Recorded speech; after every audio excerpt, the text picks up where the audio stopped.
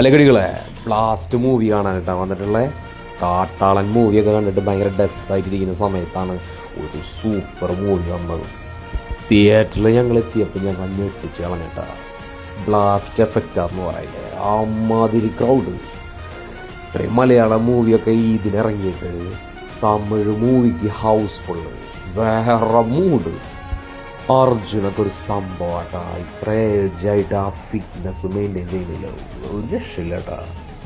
സ്റ്റോറിയൊക്കെ same ക്ലീഷയാണ്, പക്ഷെ ഇതിലത്തെ സീനുകൾ ഫുൾ മാസാണ്.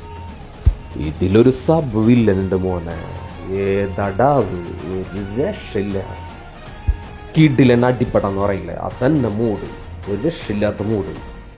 ഓരോ സീനിലും ഗൂസ് ബംസ് വന്നുകൊണ്ടിരിക്കുക, അത് തീരിനേക്കാൾ മുന്നേ അടുത്ത വന്നുകൊണ്ടിരിക്കുക. സൂപ്പർ ആക്ഷൻ മൂവിയാണ്. ആ മൂവിയുടെ ആ ഒരു ഡീപ്പ് ഉണ്ടല്ലോ, ഒരു രക്ഷയില്ലാത്ത വൈബാണ്.